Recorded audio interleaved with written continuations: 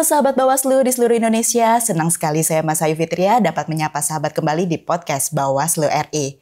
Masih dengan doa yang sama, semoga sahabat Bawaslu dalam keadaan sehat dan juga bahagia ya. Kali ini episode podcast Bawaslu sungguh berbeda karena saat ini saya berada di kantor KPU Republik Indonesia. Nah pastinya sahabat Bawaslu penasaran siapa sih narasumber kita pada hari ini? Langsung saja telah hadir bersama kita Ketua KPU Republik Indonesia Bapak Muhammad Afifuddin. Selamat siang Pak Afif. Siang Mas Ayu, Gimana selamat nih datang kabarnya, di kantor Pak? KPU, di ruangan Ketua KPU. Iya, sungguh luar biasa sekali Pak Ketua, ruangan Ketua KPU Republik Indonesia. Gimana Pak biasa. kabarnya hari ini? Alhamdulillah sehat ya, aktivitas seperti biasa, alhamdulillah. Nah tentunya saya mengucapkan terima kasih Pak Ketua karena sudah berkenan membersamai sahabat Bawaslu di podcast Bawaslu RI di tengah kesibukan Pak Ketua pastinya ya. Dengan senang hati. Enaknya saya panggilnya Pak Afif atau Pak Ketua nih Pak? Terserah Mas Ayu aja yang nyaman. Siap. Nah, sahabat Bawaslu perlu diketahui juga bahwasanya Pak Afif ini sudah terjun ke dunia kepemiluan sejak tahun 1999, betul ya Pak ya? Iya, betul. Itu umur saya masih 3 tahun Pak saat itu. Beliau memulai karirnya sebagai relawan pemantau di TPS, lalu juga pernah menjabat ya Pak ya sebagai Koordinator Nasional JPPR periode 2013 sampai dengan 2015. Nah, hingga akhirnya mengantarkan Pak Ketua menjadi anggota Bawaslu Republik Indonesia periode 2017 hingga 2022 dan saat ini menjabat sebagai Ketua KPU Republik Indonesia. Luar biasa sekali. Nggak bosen Pak selama itu bergelut di dunia kepemiluan?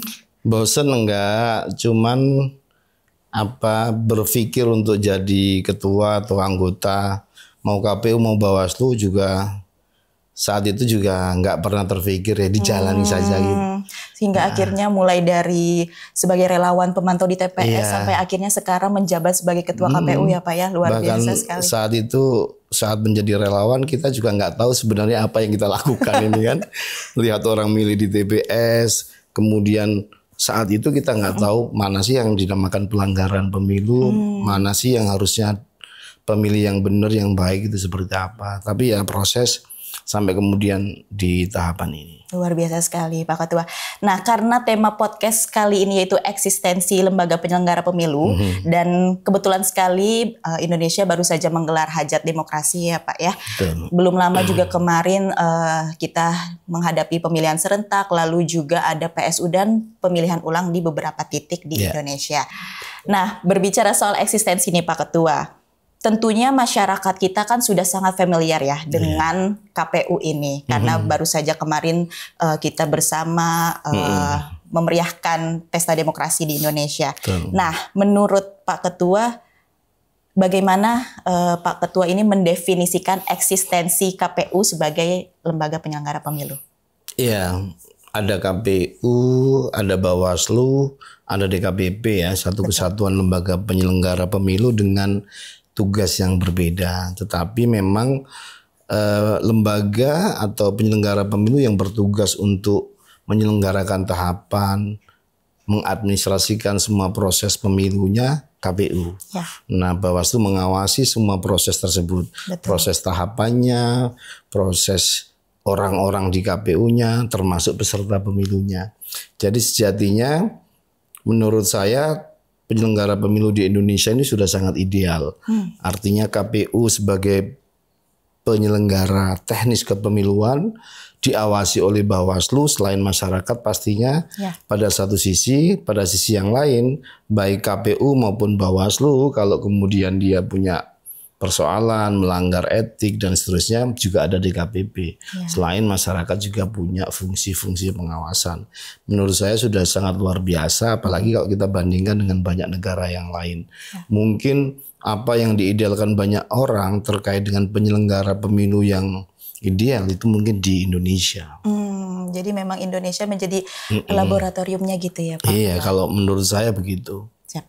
Nah, masih soal eksistensi pasti ada dong Pak Ketua anggapan masyarakat bahwasanya lembaga penyelenggara pemilu ini mungkin dalam hal ini KPU kurang maksimal gitu dalam menjalankan tugasnya. Nah, bagaimana tanggapan Pak Ketua terkait kritik tersebut? Iya, kalau kita sebagai orang publik pengambil kebijakan sejatinya harus mau mendengar ya.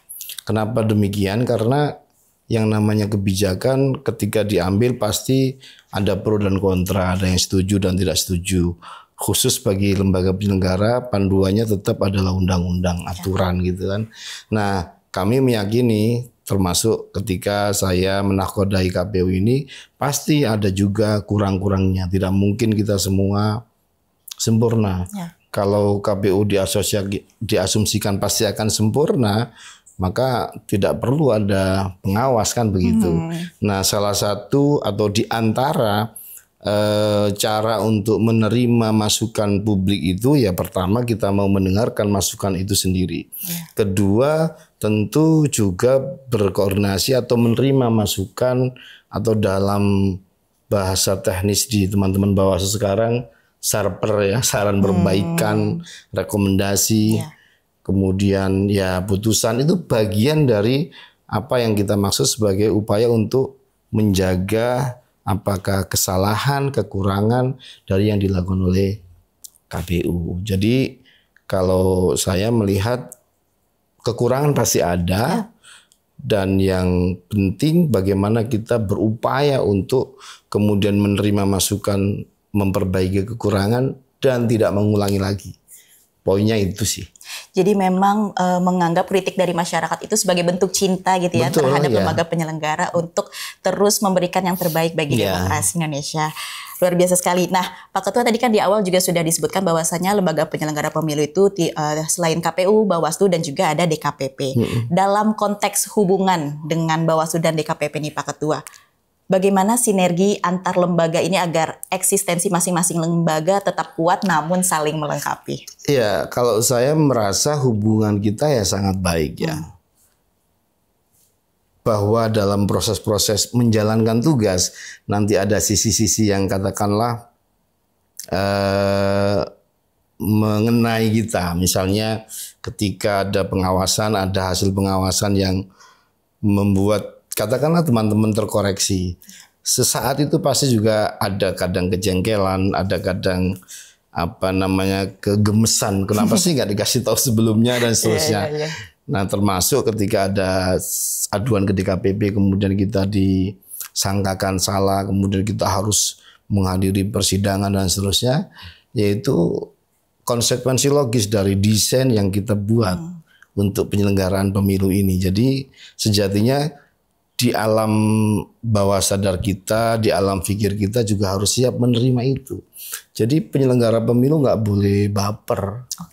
Hanya memang komunikasi, koordinasi harus juga sangat baik antar penyelenggara pemilu. Kenapa? Yang kita jaga ini pemilunya. Yang kita jaga ini kualitas pemilunya. Bukan hanya urusan menjaga perasaan si A, si B, kemudian tahapannya kita korbankan. Tidak. Jadi saya merasa hubungan ini ya tetap harus dinamis. Baik secara personal, baik secara komunikasi. Tetapi kemudian ketika ada pekerjaan yang meniscayakan menimpa kita misalnya, terutama karena objeknya ini banyak KPU kan.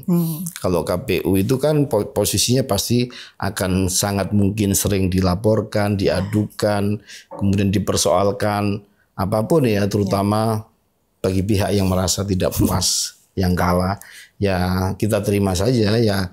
Teman-teman ketika mendaftar KPU juga selalu kami ingatkan, kami ini tidak pernah menyuruh teman-teman daftar. Ketika udah menjadi KPU, ingat loh nanti ada beban-beban pekerjaan yang seperti itu. Jadi kita potensial sekali untuk disoal orang kaitan dengan pekerjaan yang menjadi tugas kita, mengawal tahapan. Nanti pada akhirnya orang yang tidak puas, orang yang misalnya calonnya nggak lolos, orang yang katakanlah kalah dan seterusnya itu biasanya akan menyoal kita. Dan di situ ada mekanisme apakah laporan ke Bawaslu, apakah laporan ke DKPP. Nah itu yang sering ketimpa KPU. Kapok nggak kira-kira tuh Pak? Sering dilaporkan. Ini tergantung cara penerimaan kita. Ini susah dipraktekkan, gampang diucapkan. Ya kita terima. Kita harus belajar sebenarnya. Semakin ketempa menghadapi itu sebagai peristiwa yang secara normatif pasti terjadi, insya Allah juga akan ringan. Ya, saya sering membahasakan kalau kita ini menganggap peristiwa itu berat, ya seakan-akan berat terus jadi KPU ini. Ya udah dijalani aja, tugas-tugas kita jalankan dengan maksimal, sebagian urusan kita kerjakan, sebagian nanti urusan apa Tuhan yang menentukan, kurang lebihnya itu kan. Bahwa KPU pasti ada lah potensi kurangnya dan seterusnya. Siap. Nah, saya penasaran juga nih Pak Ketua, pastinya di pemilu dan pemilihan serentak kemarin Bawaslu dan KPU juga sering kali bersinggungan. Nah, biasanya setiap kali bersinggungan itu bentuk penyelesaiannya bagaimana Pak Ketua? Selain mekanisme normatif ya, artinya ada kadang sengketa proses, ada mediasi, ada adjudikasi, ada surat menyurat. Saya seringkali ya langsung nelpon ketua Bawaslu. Ya teman-teman itu kan teman kita semua, saya datangi, saya bahasanya saya mau makan siang dong. Gitu. Setelah itu kita ngobrol, ngopi, menjelaskan versi KPU, menjelaskan versi apa teman-teman misalnya di daerah ada kejadian begini. Ya ini bukan untuk kolutif ya, bukan untuk kolusi, tetapi untuk apa? Kadang-kadang kan peristiwa ini butuh penjelasan. Semakin detail penjelasannya kadang-kadang kita bisa memahami. Tetapi kadang-kadang kita juga dihadapkan pada adanya aturan-aturan. Nah pada sisi itu normatifnya kita tempuh. Tetapi hubungan baik antar komisioner insya Allah sangat terjaga. Hanya ketika sudah masuk satu kasus, nah itu mungkin apakah perjumpaan, obrolan itu sudah harus kita batasi. Tapi senyampang hal-hal yang sifatnya masih ringan, itu bisa kita selesai di warung kopi, diplomasi meja makan. Kita juga ada forum resminya kan, tripartit yang rutin kita selenggarakan dengan DKPP dan Bawaslu, tuan rumahnya gantian. 2 pertemuan terakhir kemarin dengan teman-teman Bawaslu sebagai tuan rumah. Salah satu yang kita bahas diantaranya menyikapi putusan Mahkamah Konstitusi yang apa poinnya itu rekomendasi sekarang dianggap putusan untuk pilkada pemilu ke depan. Baik Pak Ketua. Nah saya juga penasaran nih di sepanjang tahapan pemilu dan pemilihan serentak sendiri, bagi Pak Ketua sendiri tahapan mana sih yang paling challenging bagi KPU? Semua tahapan sih ya, semua tahapan. Hanya memang ada tahapan yang sangat menarik perhatian dan menguras energi tidak hanya penyelenggara tapi juga pesertanya. Biasanya pencalonan. Dan pada ranah ini karena potensinya calon dianggap memenuhi syarat apa tidak dan seterusnya itu kan seseorang bisa melanjutkan pencalonan ketika sudah resmi jadi calon. Nah tahapan ini biasanya agak tensinya agak tinggi. Dapat dipahami Pak Ketua. Tensinya agak tinggi. Tapi semuanya dapat dijalani dengan maksimal ya? Ya insya Allah lah, ada beberapa catatan termasuk di pilkada ini kan masih ada sangkutan beberapa PSU atau MK, kasus di MK yang pasca PSU yang kita tunggu nanti hasilnya. Siap Pak Ketua. Nah pertanyaan berikutnya agak out of the box nih Pak Ketua. Pak Ketua kan sebelumnya menjabat sebagai anggota Bawaslu Republik Indonesia. Saya kadang masih berasa sebagai anggota Bawaslu. Nah lebih nyaman mana nih Pak Ketua, di Bawaslu atau KPU? Nyaman apanya nih? Dari pekerjaannya. Kalau dari sisi pekerjaannya tentu lebih berat di sini karena sudah jadi ketua gitu ya. Tetapi kalau dari sisi kenyamanan dalam arti pergaulan dan mengelola hubungan ya saya kira sama aja. Karena saya merasa termasuk ketika saya ke daerah itu komunikasi dengan teman-teman KPU provinsi, Bawaslu provinsi juga saling nyaman. Bahkan dalam banyak perjumpaan ketika saya ke daerah malah bisa ketemu dua-duanya gitu. Dan ini menurut saya modal yang baik. Apakah mantan KPU ke Bawaslu dan sebaliknya Bawaslu ke KPU, ini menurut saya modal psikologis, modal sosial yang sangat baik untuk kemudian mengurangi tensi yang dulu-dulu seringkali ini KPU selalu begitu. Sama teman-teman KPU Bawaslu ini ini itu dan seterusnya. Nah, ya banyak juga kawan-kawan di KPU yang dalam tanda kutip ketika dulu waktu saya di Bawaslu masih punya dalam tanda kutip kejengkelan atas sikap-sikap kelembagaan Bawaslu saat itu. Ya kita dengarkan. Nah, pengayaan komunikasi dan hubungan ini sangat berpengaruh menurut saya untuk mengelola tahapan pemilu. Bukan dalam arti untuk bekerja sama dalam hal yang tidak baik. Semuanya dalam rangka kebaikan menjaga pemilu kita. Pokoknya semakin banyak yang saling kenal, udah semakin enak lah. Luar biasa sekali. Nah, terakhir nih Pak Ketua, ada nggak pesan kepada publik agar bersama-sama menjaga integritas pemilu dan juga keberlangsungan demokrasi kita? Iya, saya kira publik semakin dewasa, baik masyarakat umum maupun kita penyelenggara. Mari kita sama-sama menjaga ya setiap proses pemilu kita dengan baik ya, pendidikan pemilih itu juga bisa kita lakukan di luar tahapan pemilu. Bagi teman-teman Bawaslu juga kan semangatnya kan tidak hanya istilahnya itu menemukan temuan atau mendapatkan laporan, tapi pencegahan itu juga bisa kita dorong sebagaimana semangat teman-teman Bawaslu sekarang untuk pencegahan, baru kemudian penindakannya gitu kan. Dan kami sebenarnya di KPU juga senantiasa menyampaikan ke jajaran untuk berkoordinasi dengan baik dengan teman-teman Bawaslu. Intinya kan kita ini satu kesatuan penyelenggara pemilu yang saling menghormati, saling menjaga. Semakin baik kualitas KPU, kualitas Bawaslunya, maka pemilu kita pasti semakin baik. Kalau hubungan KPU Bawaslunya tidak baik, itu salah satu pintu masuk untuk kemudian mengganggu pemilunya. Jadi saya kira ya ini harus kita jaga semua, iklim yang baik. Semakin banyak orang mengerti tugas masing-masing lembaga akan semakin baik.